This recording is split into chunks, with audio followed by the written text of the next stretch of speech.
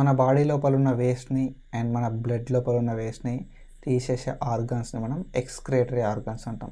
When these excretory organs are get damaged or become failure, so అట్లాంటి situation లోపల మనకి dialysis technicians అనే people so ఆ వర్క్ని మొత్తం కూడా కొన్ని మెషిన్స్ని యూజ్ చేసి సో మన బాడీలో అండ్ మన బ్లడ్లో ఉన్న వేస్ట్ అంతా కూడా తీసేస్తారు.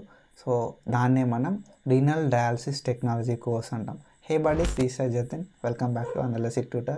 So if you are new to our channel, please subscribe. And so ఈరోజు వీడియోలో మనం అయితే మెయిన్గా రీనల్ డయాలసిస్ టెక్నాలజీ కోర్స్ ఏంది, ఆ కోర్స్ లోపల ఏమేమి సబ్జెక్ట్స్ ఉంటాయి, మనం ఏం నేర్చుకుంటాం అండ్ తర్వాత స్కోప్ ఎట్లా ఉంటుంది, శాలరీ ఎట్లా ఉంటుంది అని చెప్పి మనమైతే ఇన్ డీటెయిల్గా డిస్కస్ చేసుకోవడానికి ట్రై చేద్దాం. What is this renal dialysis technology course and ఈ రీనల్ డయాలసిస్ టెక్నాలజీ కోర్స్లో మనం ఏం నేర్చుకుంటామంటే, so if some people has kidney failure, so kidney failure అంటే మన భాషలో మనం రీనల్ ఫెయిల్యూర్ అంటాం. సో ఈ రీనల్ ఫెయిల్యూర్ లోపల ఏమవుతుందంటే కిడ్నీస్ అనేది పనిచేయవు. So somewhat they stop working. So అంటే కిడ్నీస్ 2 ఫెయిల్ అయినాయి, 1 ఫెయిల్ అయినా మాది తెలియదు. సో అట్లాంటి పీపుల్కి మనం ఏం చేస్తామంటే డయాలసిస్ చేస్తాం. సో ఈ డయాలసిస్ లోపల మెయిన్గా మనకి ఏంటంటే, సో ఈ డయాలసిస్ మెషిన్ ఏంది, ఈ మెషిన్ ఎట్లా పనిచేస్తుంది, దీన్ని మనం ఎట్లా కనెక్ట్ చేయాలి అండ్ ఎట్లా మానిటర్ చేయాలి అండ్ ఆ ప్రాసెస్ అంతా ఎట్లా అవుతుంది అని చెప్పి మనకైతే నేర్పుతారు. సో మనం మెయిన్గా ఎవరైతే నెఫ్రాలజిస్ట్ ఉంటారో, so the person who studies about kidneys, so kidney function structure అవన్నీ కూడా వాళ్ళకి ఐడియా ఉంటుంది. సో నెఫ్రాలజిస్ట్ ఎవరైతే ఉంటారో ఈ నెఫ్రాలజిస్ట్ అండర్ లోపల మనం సర్వేలెన్స్ అవుతాం. సో వాళ్ళైతే మనకు చెప్తారు, so what is good, what is bad అని చెప్పి వాళ్ళకి మనం అసిస్ట్ చేయాలి.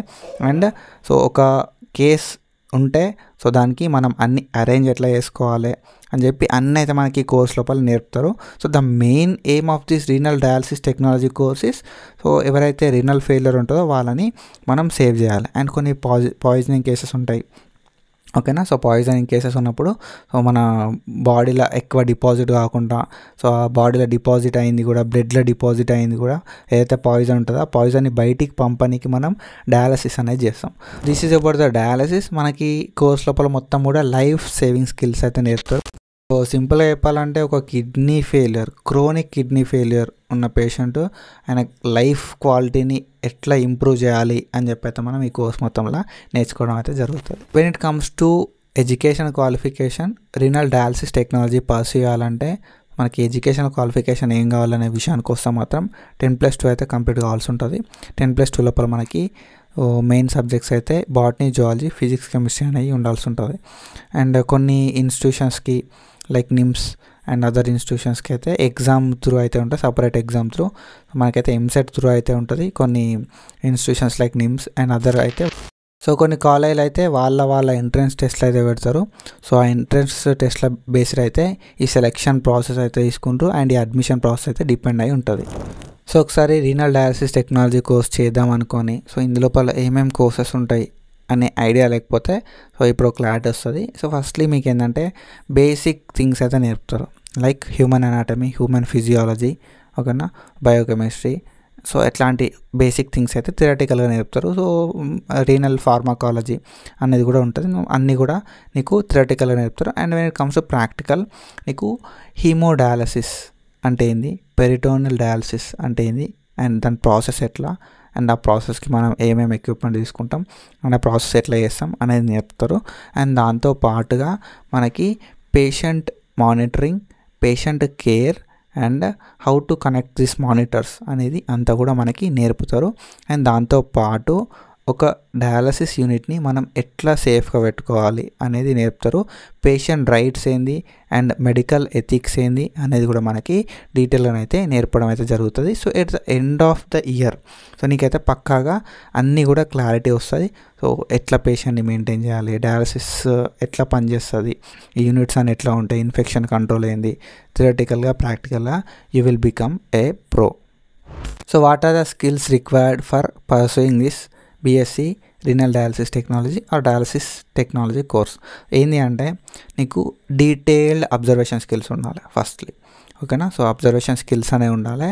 అండ్ కొంచెం ఏంటంటే ఒక మెషిన్ చూస్తే ఆ మెషిన్ని ఎట్లా ఆపరేట్ చేస్తున్నారు అని చెప్పి అబ్జర్వ్ చేసి దాన్ని ఆపరేట్ చేసే అంత కెపాసిటీ అయితే ఉండాలి.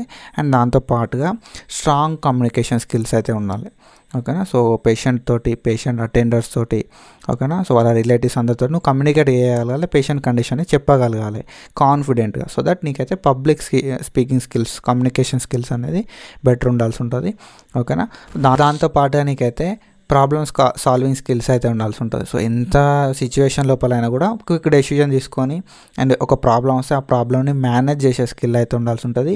ఎంత ప్రెషర్ ఉన్నా కూడా నీ వర్క్ నువ్వు చేసుకొని అండ్ ఎంత ప్రెషర్ లోపలైనా కూడా వర్క్ అనేది కంప్లీట్ చేసుకోవాలి. అండ్ దాంతో పాటుగా క్విక్ డెసిషన్స్ అయితే తీసుకోవాల్సి ఉంటుంది. So these are the skills required. So ఎంత కూడా ఎమర్జెన్సీ ఉంటుంది, సో దట్ నీకైతే మంచి స్కిల్స్ అయితే ఉండాల్సి ఉంటుంది. So what are the career opportunities are available after graduating in BSc renal dialysis technology అనే విషయానికి వస్తే మాత్రం పక్కాగా నీకైతే ఒక డయాలసిస్ టెక్నీషియన్ కింద రిక్రూట్మెంట్ అయితే అవుతుంది. ఇన్ హాస్పిటల్స్ కావచ్చు ఆర్ ఎల్స్ డయాలసిస్ యూనిట్స్ కావచ్చు. సో డయాలసిస్ యూనిట్స్ వేరే ఉంటాయి అండ్ హాస్పిటల్స్ వేరే ఉంటాయి. సో వీటిలోపల అయితే నీకు రిక్రూట్మెంట్ అయితే పక్కా అవుతుంది. అండ్ ఆబ్వియస్లీ ఎడ్యుకేషన్ ట్యూటర్ లాగా కానీ ఎడ్యుకేటర్ లాగా కానీ నువ్వైతే వెళ్ళొచ్చు. సో ఒక సబ్జెక్ట్ని తీసుకొని నువ్వైతే టీచింగ్ కూడా చేసుకోవచ్చు.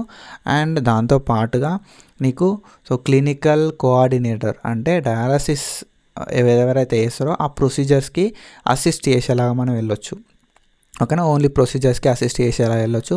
అండ్ దాంతోపాటుగా ఏదైతే ప్రొసీజర్స్ అయిపోయిన తర్వాత ఓన్లీ ఆ మెషిన్ ఆపరేటింగ్ అట్లా కూడా వెళ్ళొచ్చు. అండ్ దాంతోపాటుగా నువ్వైతే డయాలసిస్ మెషిన్స్ ఏవైతే ఉంటాయో ఈ మెషిన్స్ని, ఓకేనా. సో మెషిన్స్ ప్రాపర్గా వర్క్ చేస్తున్నాయా లేదా, ఓకేనా. సో బయోమెడికల్ అంటే అటు సైడ్ వెళ్ళొచ్చు. అండ్ దాంతోపాటుగా నువ్వు వేరే కంపెనీ సైడ్ వెళ్ళి, ఓకేనా. సో నువ్వేమైనా ప్రాబ్లమ్స్ ఏమైనా ట్రబుల్ షూట్స్ ఫేస్ చేస్తే సో అట్లాంటి ప్రాబ్లమ్స్ మళ్ళీ రిపీట్ కాకుండా చేయడానికి కొత్త డివైజెస్ కూడా నువ్వు బయోమెడికల్ సైడ్ వెళ్ళి డిస్కవర్ అయితే చేయవచ్చు. So these are the career opportunities which are available after graduating in renal dialysis technology course. So when it comes to salary విషయానికి వస్తే మాత్రం సో బిగినర్ లెవెల్ లోపల నీకైతే సో మనకు ఆల్రెడీ తెలుసు 15 to 25K అయితే ఉంటుంది. సో అది minimal. So depending upon your experience, expertise and your technical skills నీకైతే ఎక్కువ శాలరీ అయితే ఇచ్చే ఛాన్స్ అయితే ఉంటుంది. సో ఎట్లా డిటర్మైన్ చేస్తారంటే నువ్వు చెప్పే ఆన్సర్స్ని బట్టి నీకైతే వాళ్ళు డిటర్మైన్ చేస్తారు. సో పక్కాగా నువ్వు మంచి స్కిల్ సెట్ తోటి పాస్డ్ అవుట్ అయినవు అండ్ ఒక మంచి హాస్పిటల్ నుండి నువ్వు ట్రైన్ అయినావు అన్న సిచ్యువేషన్ లోపల you will have good chances of getting more income and getting more salary. So coming to the conclusion, so renal dialysis technician course అనేది ఒక క్రిటికల్ కేర్ కోర్స్. ఒకవేళ నువ్వు మెడికల్ ప్రొఫెషన్లో ఉండాలనుకుంటున్నావు అండ్ సో పీపుల్కి serve చేద్దాం అనుకుంటున్నావు అనే థాట్ లోపల ఉంటే మాత్రం సో నీ వల్ల అండ్ నువ్వు తీసుకున్న ప్రొఫెషన్ వల్ల అండ్ ఒకరి లైఫ్ అనేది హెల్దియర్గా హ్యాపీగా కావాలనుకున్న సిచ్యువేషన్ లోపల నీకైతే ఈ కోర్స్ అనేది పర్ఫెక్ట్ ఆప్షన్ అవుతుంది. And coming to my opinion నేనేం చెప్తా అంటే renal dialysis technician course complete అయిన తర్వాత నీకైతే మంచి కెరియర్ ఆపర్చునిటీస్ ఉంటాయి. So renal dialysis technicians play a great role in emergency and difficult situation. So నీకైతే డిమాండ్ పక్కా ఉంటుంది అండ్ మంచి బూమింగ్ లోపల ఉంది. అండ్ నీకైతే పక్క ఒక స్కిల్ సెట్ ఉండి మంచిగా క్రిటికల్ సిచ్యువేషన్స్ని మేనేజ్ చేసే కెపాసిటీ ఉంటే మాత్రం this is the best option. That's it for today. Follow for more content. Thank you so much. Signing off.